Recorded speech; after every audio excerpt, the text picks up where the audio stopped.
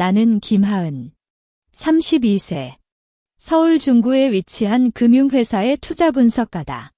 대학 시절 경제학과를 졸업한 뒤 7년간의 경력을 쌓아 현재는 연봉 8천만 원을 받는 중견 인재다.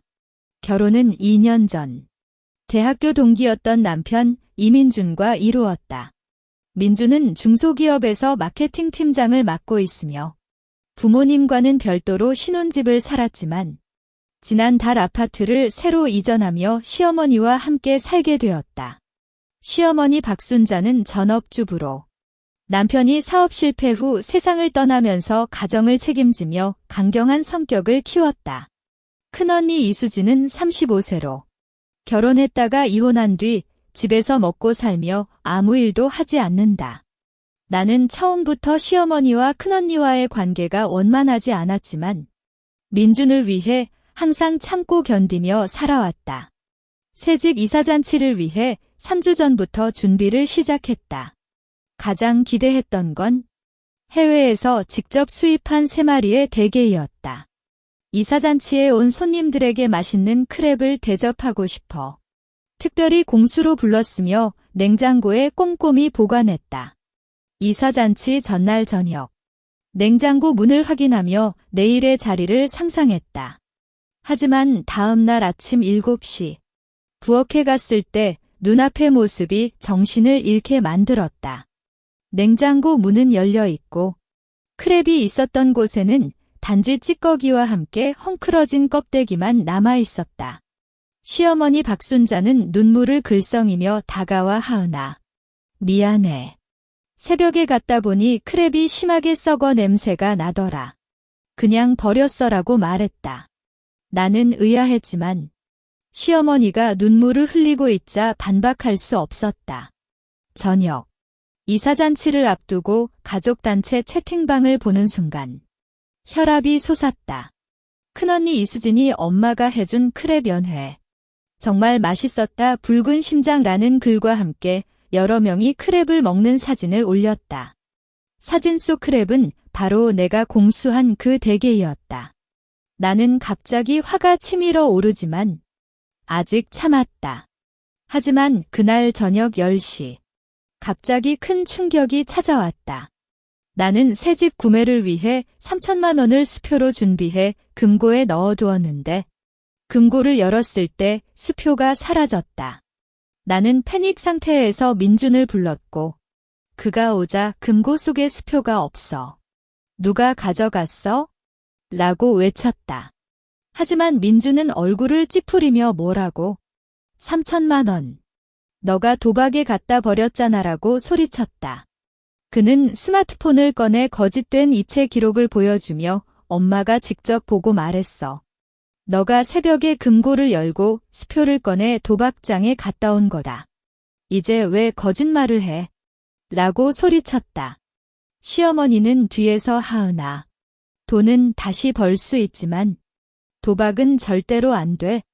이젠 그만하자라고 눈물을 글썽이며 말했다. 나는 그들의 거짓말에 말문이 막혔다. 3천만 원은 내가 5년간 저축한 새집 마련 자금이었고 나는 평생 도박한 적이 없다. 이들이 왜 이런 거짓말을 하고 있는지, 수표는 도대체 어디로 갔는지 갑자기 냉정이 찾아왔다. 나는 그들의 얼굴을 응시하며 아무 말도 하지 않았다. 민준과 시어머니의 눈을 마주치며 나는 오로지 냉정만을 유지했다. 거짓말을 하지 마. 나는 도박을 하지 않는다라고 낮고 굳은 목소리로 말했다. 하지만 민준은 더욱 큰 소리로 그럼 수표는 어디 갔어? 엄마가 보고 말했잖아. 너가 금고를 열고 수표를 가져갔어라고 외쳤다. 시어머니는 다시 눈물을 흘리며 하은아. 내가 직접 현관에서 너를 보고 갔어? 새벽 4시에 나가서 아침 6시에 돌아왔잖아. 그때 손에 수표 봉투를 들고 있었어라고 주장했다. 그들은 심지어 거짓된 CCTV 스크린샷까지 제시했다. 문서 스크린샷에는 어둠 속에서 여성이 금고 앞에 서 있는 모습이 찍혀 있지만 얼굴은 잘 보이지 않았다. 시어머니는 또 자신의 휴대폰을 꺼내 하은이가 도박을 한다는 걸 눈치채고 혼내려 했는데 울고 용서를 빌다 거짓된 동영상을 보여주었다. 동영상 속 시어머니는 슬피 울고 있으며 나는 그녀의 앞에서 고개를 숙이고 있는 모습이 담겨 있지만 이는 지난주 시어머니가 감기에 걸렸을 때 나가 약을 사러 해준 모습을 잘라 붙인 거였다. 나는 이 모든 거짓말을 보며 가슴이 아파도 오히려 냉정해졌다. 이들이 이렇게 철저히 계획된 거짓말을 하는 이유는 단 하나일 수밖에 없다. 나는 방으로 돌아가 침대 헤드보드 뒤에 숨겨둔 은닉 카메라를 연결했다. 이 카메라는 결혼 전부터 안전을 위해 설치했지만 절대로 이런 상황에 쓸 줄은 몰랐다. 카메라 영상을 재생하는 순간 나의 추측이 확인되었다. 새벽 3시 시어머니가 나의 방으로 들어왔다. 그녀는 금고 비밀번호를 몰라 애를 쓰다가 휴대폰으로 누군가와 통화를 했다. 수진아, 너 때문에 오늘 이 짓을 해. 금고 비밀번호 뭐야? 아까 하은이가 입력할 때 보지 못했어라고 말했다. 잠시 후 시어머니는 금고를 열고 체크를 꺼냈다. 알았어. 체크 얻었다. 너의 도박빚 3천만 원. 내가 대신 갚아줄게. 그래도 다음엔 이런 짓 하지 마. 하은이가 알면 큰일이야 라고 통화하며 웃었다. 영상이 끝나는 순간 나는 손에 쥐고 있던 진주 브로치를 꼈다. 이 브로치는 어머니가 돌아가시기 전에 나에게 준 선물로 결혼 이후 매일 착용했지만 지금은 차갑다. 나는 이제야 깨달았다. 나는 단순히 시어머니와 큰언니의 돈 주는 기계가 아니라 그들의 잘못을 감추기 위해 버려질 수 있는 희생양이었다. 민주는 정말 모르는 건지 아니면 공모자인지 아무튼 이들에게는 더 이상 관대할 수 없다. 복수 계획을 세우기 시작했다. 나는 브로치를 주머니에 넣고 컴퓨터를 켰다. 첫 번째로 할 일은 큰언니 이수진의 금융 상태를 파악하는 것이다. 나는 금융회사에서 일하기 때문에 증권사와의 관계가 좋아 이수진의 주식 계좌 정보를 쉽게 얻을 수 있었다. 검색을 시작하자 이수진의 주식 계좌는 최근 3개월간 거대한 손실을 입은 것으로 나타났다. 이수진의 주식 계좌를 자세히 살펴보니 그녀는 고위험성 바이오 주식에 집중 투자했지만 시장 하락으로 인해 1억 5천만 원을 손실했다. 이는 단순한 투자 실패가 아니라 레버리지 투자를 했기 때문에 발생한 대규모 손실이었다. 나는 이 사실을 문서로 저장한 뒤 다음 단계로 넘어갔다. 시어머니가 체크를 가져간 걸 확인했지만 민준의 입장은 여전히 불분명했다. 그가 시어머니의 계획을 알고 동의했는지 아니면 단지 속아먹혔는지 이를 확인하기 위해 나는 저녁 식사에서 민준에게 속삭였다. 오늘 저녁 10시 나랑 병원에 갈래? 최근 잠이 안 와서 건강검사를 받고 싶어라고 말했다. 민준은 의아해하며 왜 갑자기? 주말에 갈 수 없어? 라고 물었지만 나는 오늘만 시간이 나라고 주장했다. 민준은 결국 동의했고 저녁 10시에 병원 주차장에 왔다. 나는 차 안에서 민준에게 시어머니가 체크를 가져간 거 알고 있지? 라고 갑자기 물었다. 민준은 얼굴이 하얗게 변하며 뭐라고? 너 어떻게 알아? 라고 말을 더듬었다. 이 말 하나로 그는 공모자임이 분명해졌다. 수진 언니의 주식 손실을 메우기 위해 시어머니가 체크를 가져갔고 너는 그걸 감춰주기 위해 나를 도박꾼으로 몰아넣었잖아라고 낮게 말했다. 민주는 긴장하며 하은아, 미안해. 엄마가 강요해서 수진 언니가 도박빚까지 져서 큰일이 될 거라고 했어. 나도 어쩔 수 없었다라고 변명했다. 나는 그의 변명을 듣고 오히려 웃었다. 그럼 너는 나를 배신한 거다라고 말하며 휴대폰으로 녹음을 중지했다. 이 녹음은 향후 이혼 소송에서 중요한 증거가 될 것이다. 다음 단계는 시어머니의 휴대폰에 위치 추적기를 설치하는 것이다. 시어머니는 매주 2, 3번 외출하며 오후에 돌아오는데 그곳이 바로 도박장일 가능성이 높았다. 나는 시어머니가 샤워를 하러 갔다는 틈을 타 그녀의 핸드백에 작은 크기의 위치 추적기를 넣었다. 추적기는 스마트폰 애플리케이션과 연결되어 실시간으로 위치를 확인할 수 있다. 설치가 끝나자 나는 법률 자문을 받기 위해 변호사를 만났다. 변호사는 이 사건을 들어보고 박순자 씨가 금고를 열고 수표를 가져간 행위는 침탈죄에 해당하며 거짓된 감시 카메라와 동영상을 제시한 행위는 명예훼손 및 증거 조작에 해당합니다.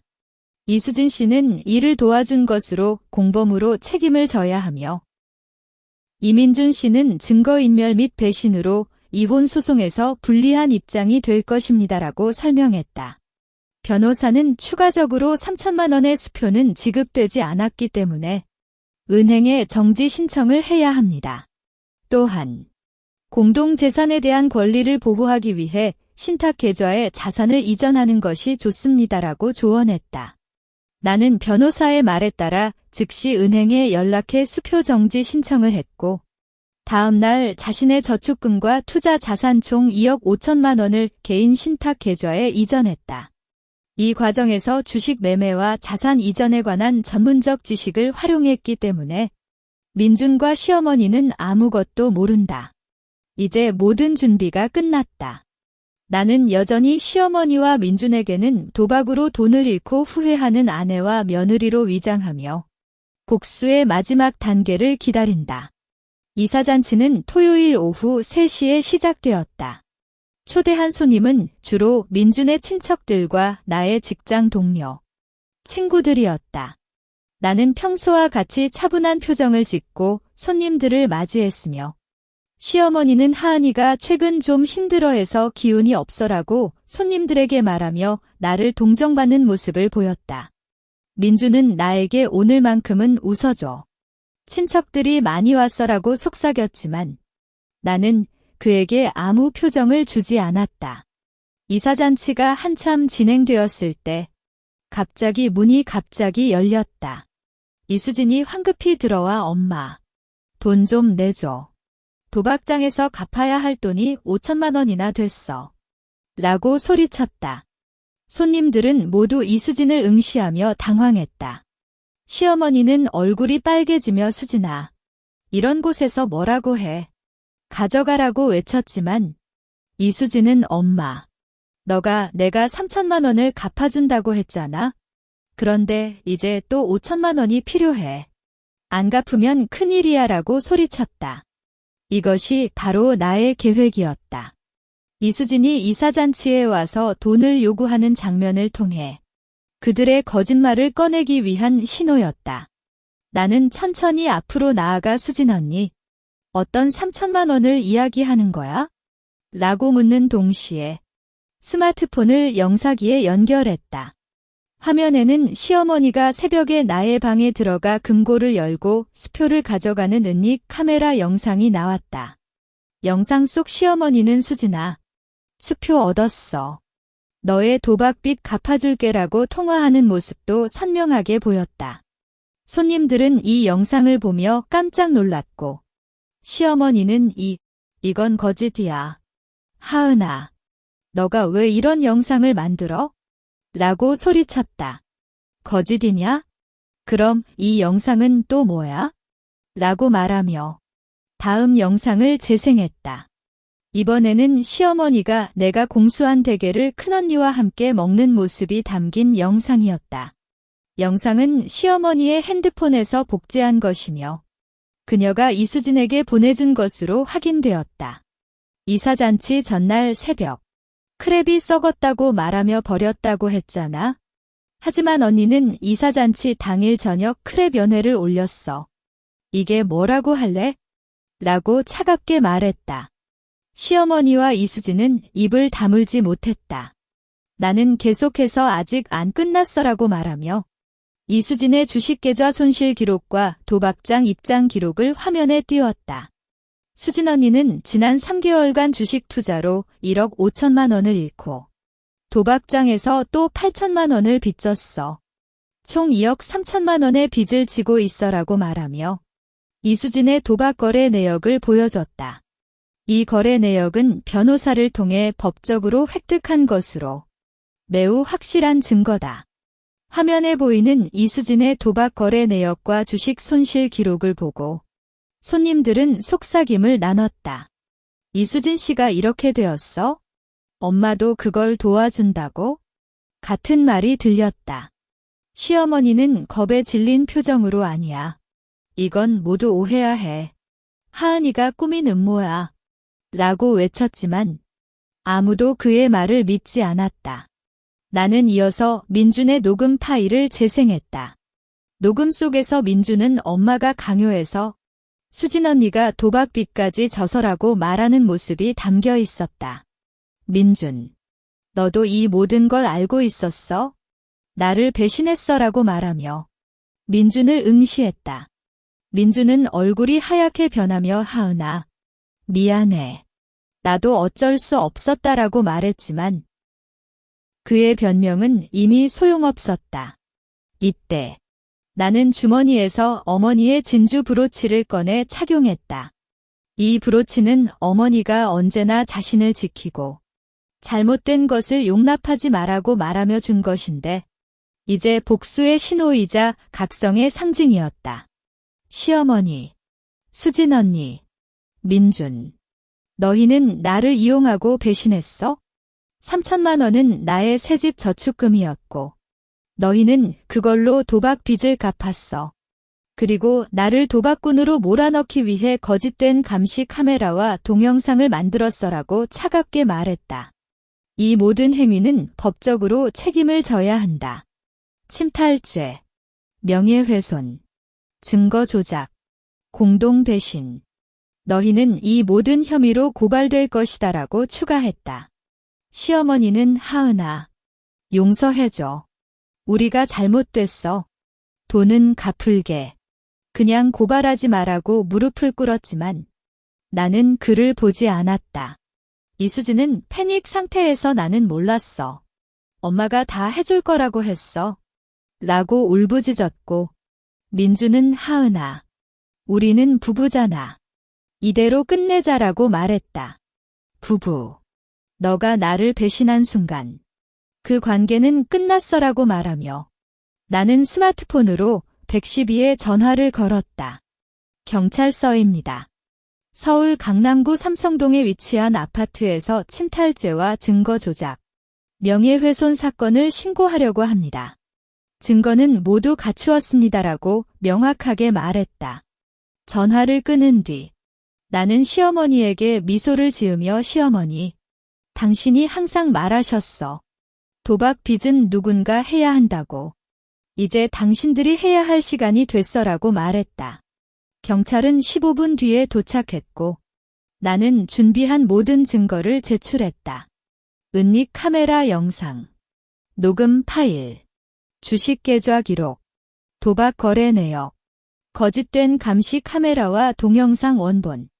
경찰은 이 증거들을 확인한 뒤 시어머니와 이수진을 불구속 입건했고 민주는 증거 제공자로서 조사를 받았다.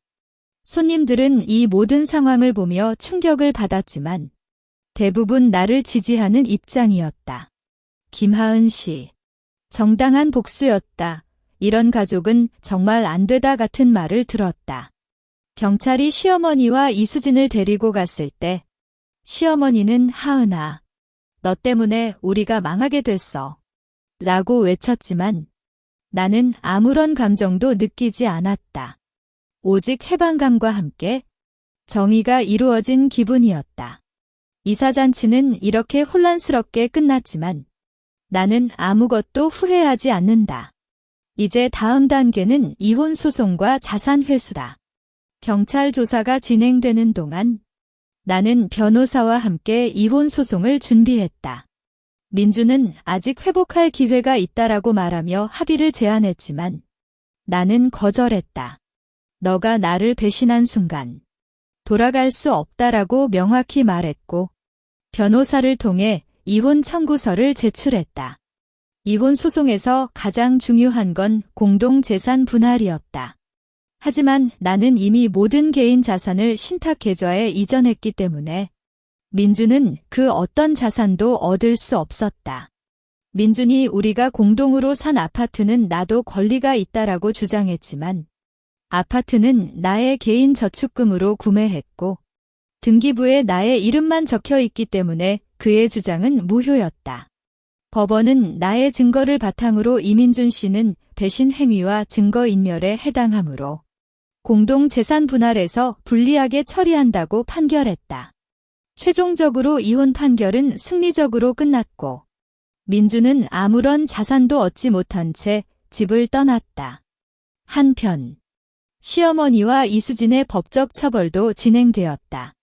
법원은 박순자 씨는 침탈죄와 증거 조작, 명예훼손 혐의가 입증되었으며 이수진 씨는 공동범죄에 해당한다라고 판결했고 시어머니는 1년 6개월형, 이수진은 8개월형의 집행유예 2년을 선고했다.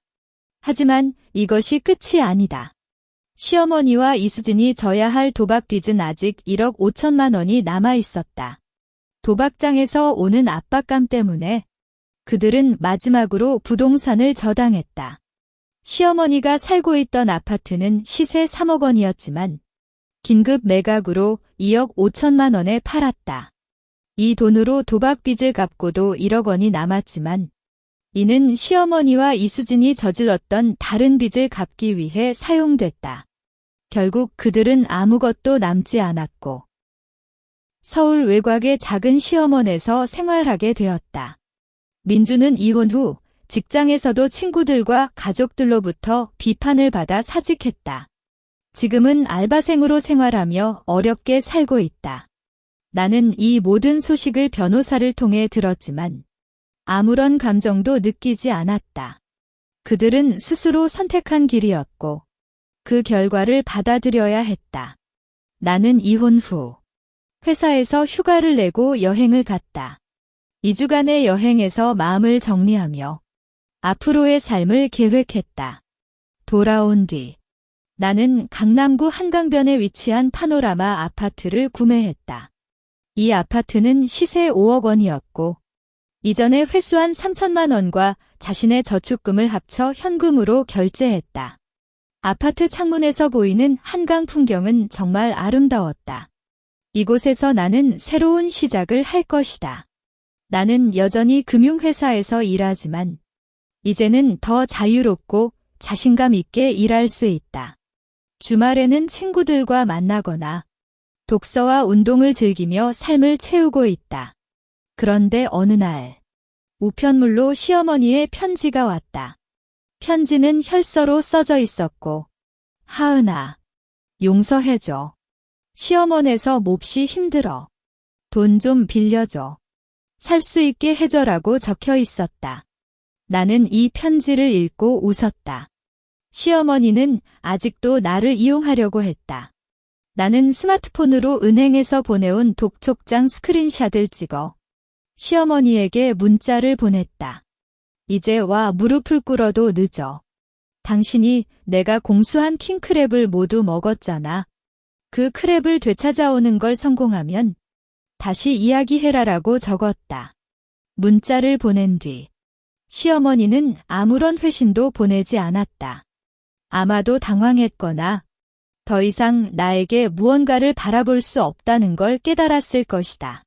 나는 이런 그들의 모습을 생각하며 지난 시간을 회상했다. 결혼 초반. 나는 시어머니와 큰언니를 위해 항상 노력했다. 문당 생일마다 비싼 선물을 사주고 명절에는 장을 사와 함께 요리했으며 이수진이 돈이 필요할 때마다 주기도 했다. 하지만 그들의 욕심은 끝없었고 결국 나를 이용하려 했다. 이 경험을 통해 나는 하나 배웠다. 남을 위해 헌신하는 건 좋지만 자신을 보호하지 않는 헌신은 무의미하다. 이제 나는 자신을 먼저 생각하며 살아갈 것이다. 회사에서도 나의 지위는 더욱 견고해졌다. 이전에 진행했던 큰 투자 프로젝트가 성공적으로 마무리되면서 나는 부장으로 승진했다. 연봉도 1억 2천만 원으로 인상되었고 팀원들로부터도 존경을 받는다. 새로운 직위에서 나는 젊은 여성 직원들에게 멘토링을 해주기도 한다. 그들 중에는 직장 내 괴롭힘을 받거나 가정에서 억압받는 사람들이 있었다. 나는 자신의 경험을 나누며 여자는 스스로를 지켜야 한다. 잘못된 것을 용납하지 않고 자신의 권리를 주장해야 한다라고 조언했다. 한편 나는 여성 권리 보호를 위한 법률 지원 단체에 기부를 시작했다.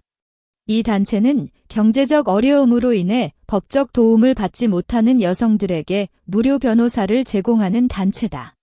나는 매달 급여의 10%를 이 단체에 기부하며 때로는 직접 단체 행사에 참석하기도 한다. 이를 통해 나는 개인적인 복수 이상의 의미를 찾고 있다. 이때 민준이 갑자기 연락을 했다. 하은아, 만나서 이야기해 줄래? 정말 중요한 거다라고 말했다. 나는 의아했지만 그와 마주치는 것이 어떤 결과를 가져올지 궁금해서 만나기로 했다. 만난 곳은 강남의 카페였다. 민주는 이전보다 훨씬 허약해 보였고 옷차림도 산만했다. 하은아, 미안해. 그때 정말 잘못됐어라고 먼저 사과했다. 나는 시어머니와 이수진에게 속았어. 그들이 나를 이용했고 너를 상처 입혔어라고 변명했다. 나는 이제 와서 그런 말을 해도 소용없다라고 차갑게 말했다. 민주는 하지만 나는 아직 너를 사랑해. 우리 다시 시작할 수 없어? 라고 묻자 나는 웃었다. 민준, 너가 나를 배신한 순간 모든 게 끝났어. 나는 이제 행복하게 살고 있고 너도 너의 길을 가라라고 말하며 일어났다. 민주는 하은아, 기다려. 라고 외쳤지만 나는 돌아서지 않았다. 이제 그는 나의 삶에서 아무런 의미도 없다. 나는 카페를 나온 뒤 친구 이지민과 만나기로 했다.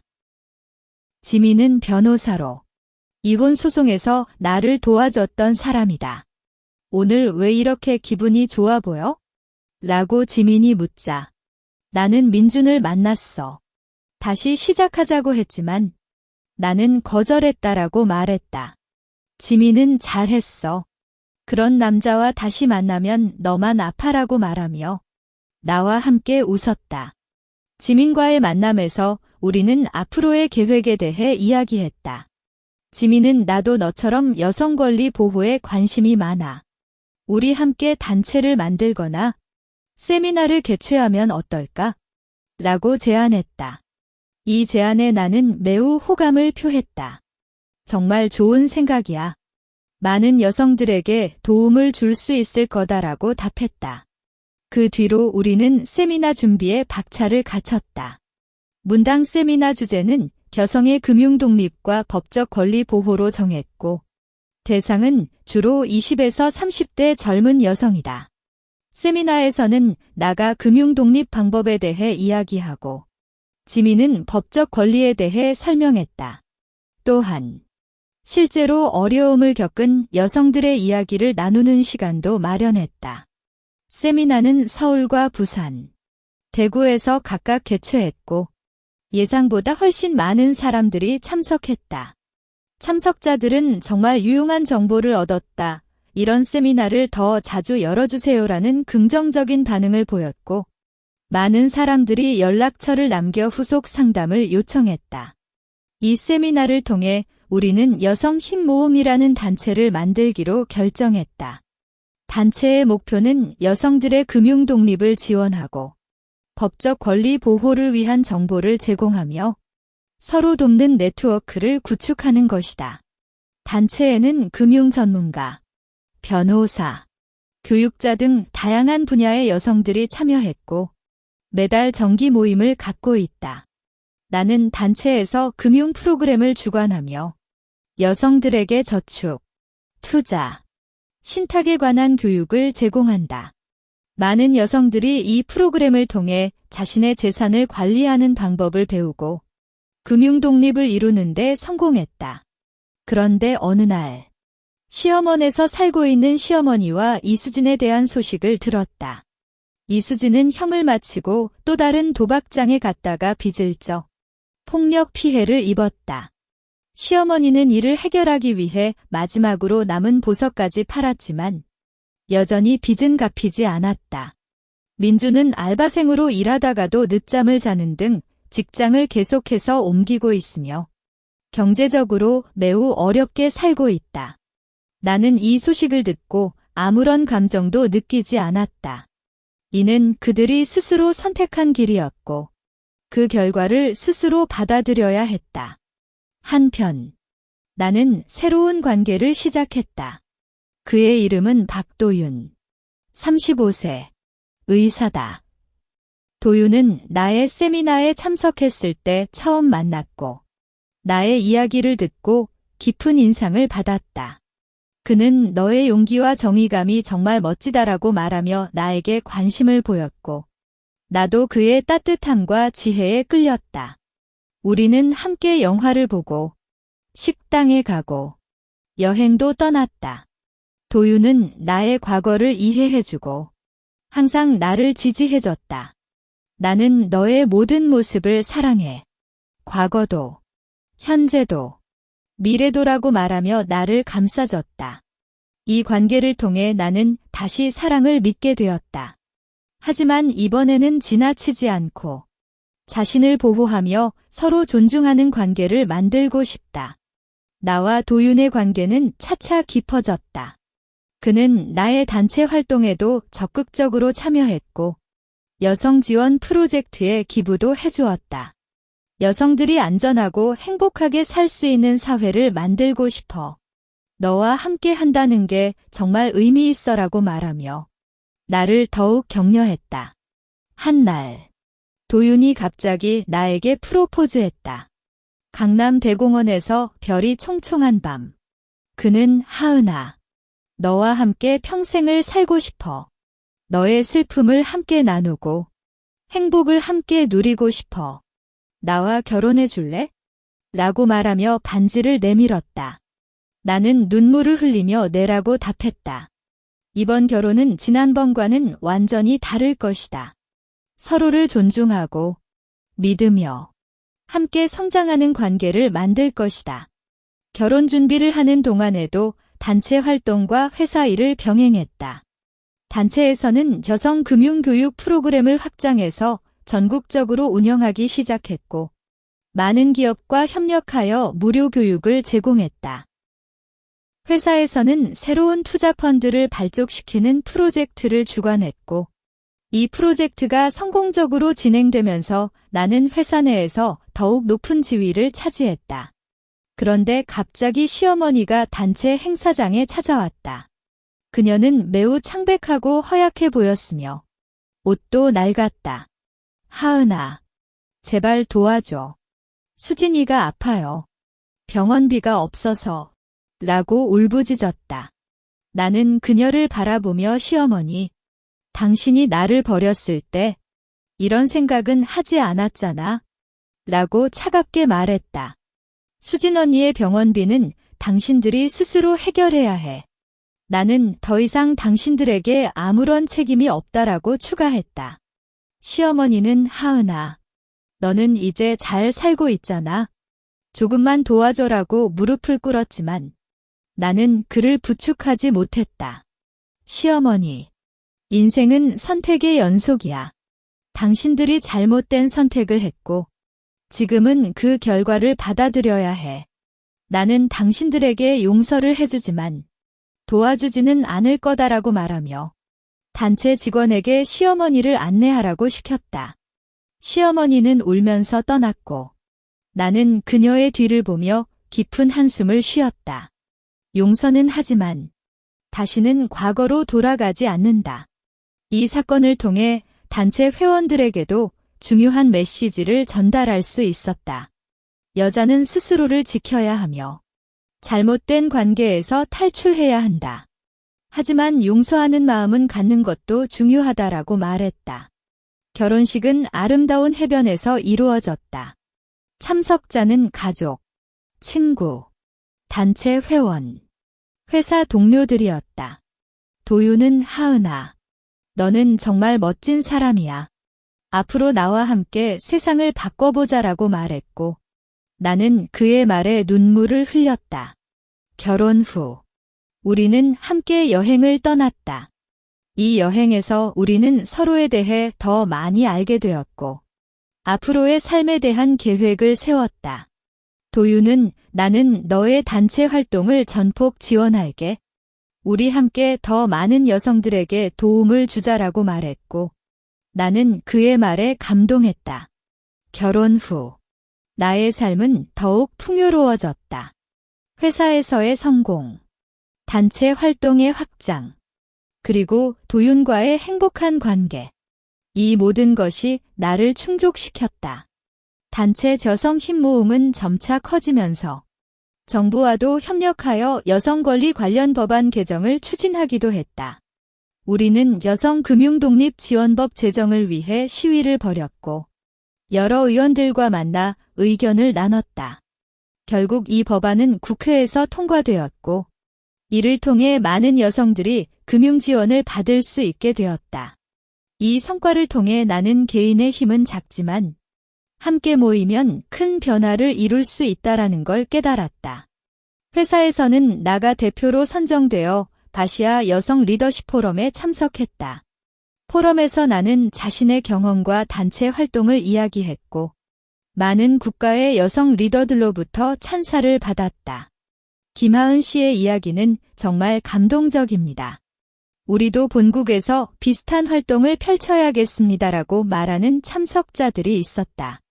이를 통해 단체는 국제적인 네트워크를 구축하기 시작했고 해외 여성단체와도 협력 프로젝트를 진행했다. 한편 민준과 시어머니 이수진의 소식은 더욱 안 좋아졌다. 민준은 실직 후 취업이 어려워 거지 생활을 하게 되었고 시어머니는 질병으로 병원에 입원했지만 병원비가 없어 퇴원해야 했다. 이수진은 빚을 갚기 위해 갑옷질을 하다가 체포되었다. 나는 이 소식을 지민으로부터 들었지만 아무런 행동도 취하지 않았다. 이는 그들이 스스로 선택한 운명이었고 나는 더 이상 개입하지 않기로 했다. 오히려 이 소식을 통해 단체에서 도움을 받는 여성들에게 잘못된 길로 갔을 때의 결과를 보여주는 예시로 삼았다. 여자는 스스로를 아끼고 올바른 길을 가야 한다. 잘못된 선택은 결국 자신을 파멸시킨다라고 경고했다. 몇 년이 지났다. 나는 이 제38세 여성 힘 모음의 대표이자 금융회사의 부사장이다.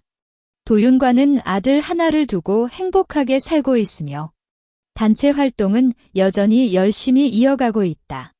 단체에서는 매년 수천 명의 여성에게 금융교육과 법적 지원을 제공하고 많은 여성들이 독립적인 삶을 살게 되었다.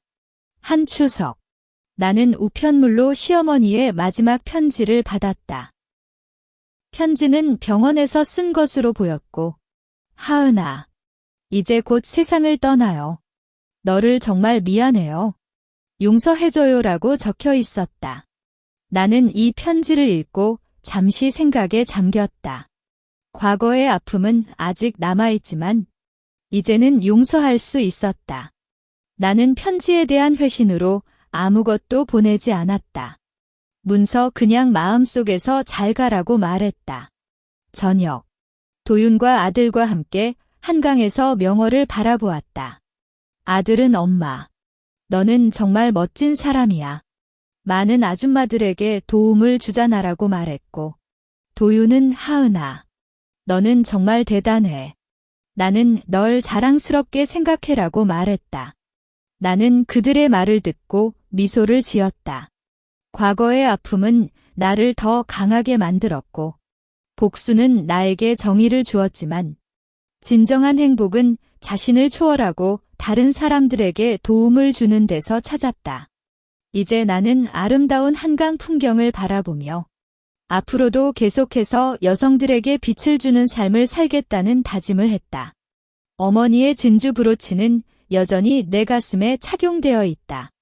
이 브로치는 나의 각성과 용기, 그리고 사랑을 상징하며 앞으로도 나를 이끌어 줄 것이다. 이야기 끝.